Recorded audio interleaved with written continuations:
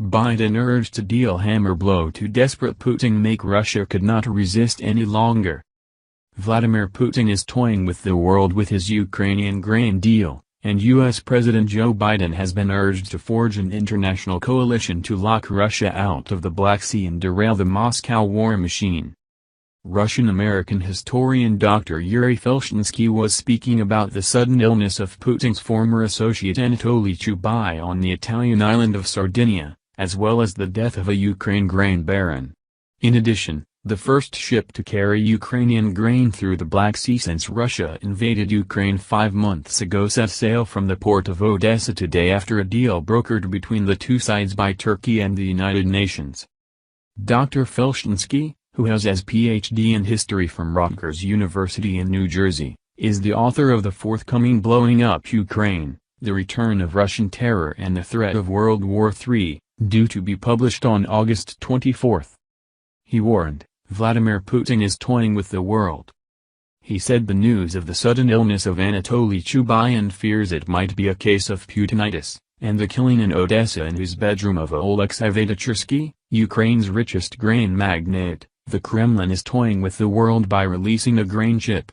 Dr. Felshtinsky said, the Kremlin's sole objective is to weaken the coalition of nations thwarting its conquest of Ukraine with every means at its disposal.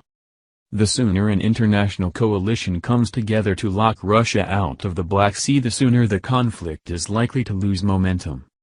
The Sierra Leone flagship presumably will head to the port of Tripoli, Lebanon, after transiting the Bosphorus Strait linking the Black Sea, which is dominated by Russia's navy, to the Mediterranean.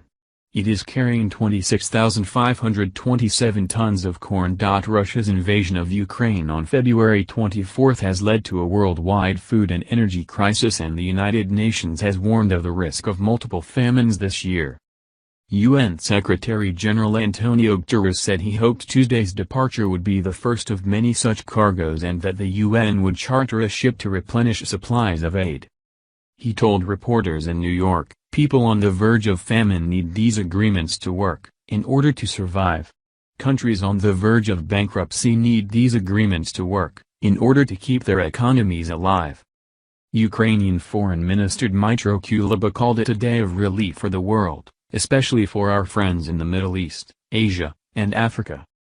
Ukraine, known as Europe's breadbasket, hopes to export 20 million tons of grain in silos and 40 million tons from the harvest now underway, initially from Odessa and nearby Pivdenia and Kornmursk, to help clear the silos for the new crop.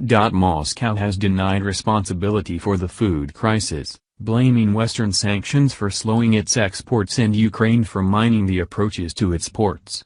The Kremlin called the Rozhany's departure very positive news. Mr. Chubais, the former privatization czar of post-Soviet Russia who quit his post as a Kremlin special envoy due to the war in Ukraine, is in intensive care in Europe with a rare immune disorder, two sources close to Mr. Chubais have said. They suggested Mr. Chubais, 67, believes he is suffering from Guillain-Barré syndrome, a disease caused by the immune system damaging the peripheral nervous system. The first said, he thinks it's a disease. Doctors say they found it in time. A European intelligence agency is looking into the case but has not disclosed the results yet, that source said. Some media and opposition activists have speculated Mr. Chubais may have been poisoned. Russian missiles pounded the southern Ukrainian port city of Mykolaiv early on Sunday, killing Mr. Vyshnechirsky, founder and owner of agriculture company Nibelon, and his wife were killed in their home, Mykolaiv Governor Vitali Kim said on Telegram. Headquartered in Mykolaiv, a strategically important city that borders the mostly Russian-occupied Kherson region, Nibelon specializes in the production and export of wheat, barley and corn, and has its own fleet and shipyard.